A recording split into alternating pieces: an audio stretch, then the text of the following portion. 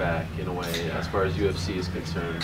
I know you're with Invicta, you're on Fight Pass, but just being at a UFC event, do you kind of feel like you belong here? Well, I absolutely 100% belong in the UFC. I know that I am one of the best, if not the best, 135er in the world, especially on my best day. And so I know that I belong in the UFC. I'm very happy to have the opportunity with Invicta, main event, UFC Fight Pass. It's an opportunity to again prove why I should be here with the organization that has the highest of the high in terms of talent. And I feel great being at events, helping coach in the corner, but also just being in the cage is where I belong. Why aren't you in the UFC? You know, that I'm not sure. I think partially when I fought in the UFC in the past, I didn't have my best performances. I didn't show up. And that's the name of the game, is show up, put yourself out there, have exciting fights.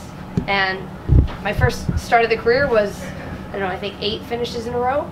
And I need to get back to that. And that's why January 13th, that's what's happening. Pannie is ready to come in. She's a striker. I clearly like to strike. And this is an opportunity for me to shove in everyone's face who Sarah Kaufman is.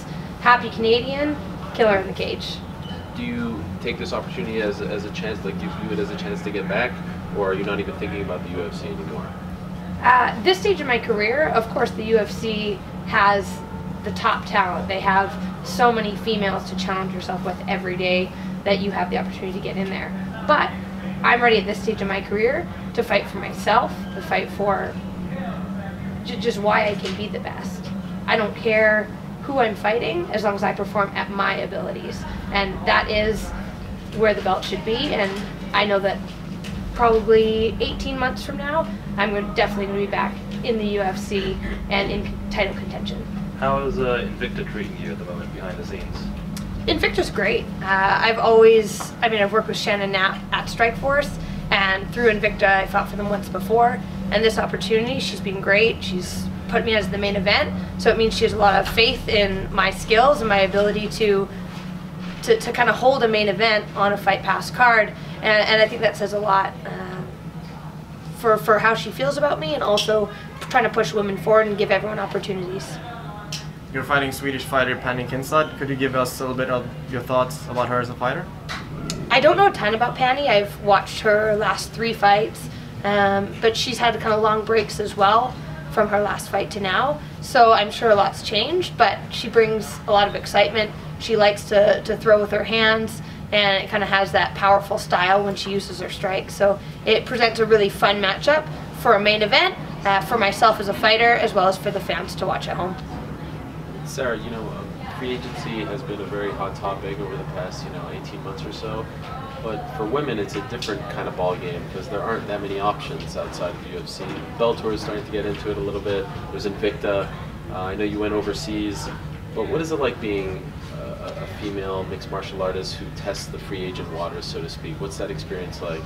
I'm not going to lie, it has not been great. The fight in Korea against Jessie Rose Clark, who's now in the UFC, was great. I mean, the opportunity to fight, the potential to get paid, but then we didn't get paid. Right. So you still haven't got paid. I still have not got paid. I talked to Jessie today when we were training. She has still hasn't seen any money. A penny. Not a penny. Wow. Yeah, out of pocket for sure for that fight. But I had a couple other opportunities throughout the year, and they just kept falling through. One fell through 3 days before, one fell through a couple weeks before, and it's definitely been very frustrating. Partially, I think, because of my skill level. There are not a lot of girls willing to step up and fight me.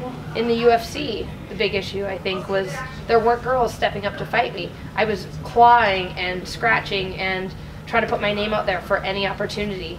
And my name never would come up because people would just say no to the fights.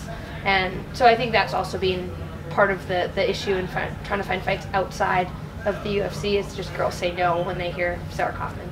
Have you given up on getting that money at this point, or are you still trying to get it?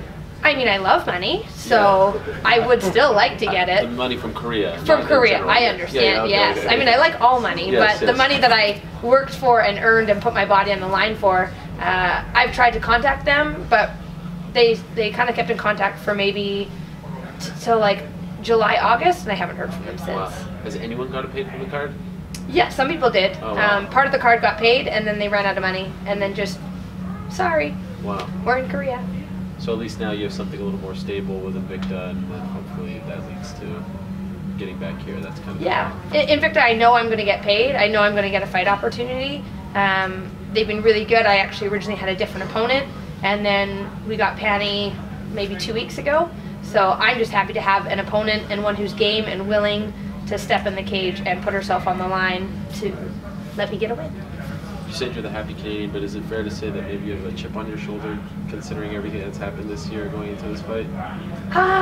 You know, I actually feel like I have less of a chip on my shoulder. I think in the past I was frustrated.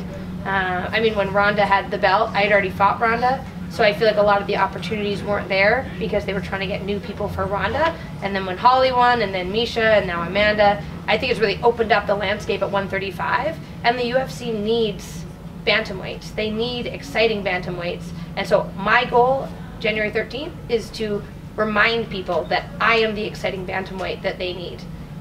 I'm not just a bantamweight, I'm the exciting bantamweight. And that's what I need to do January 13th. Thanks, sir. Thank you. Thanks.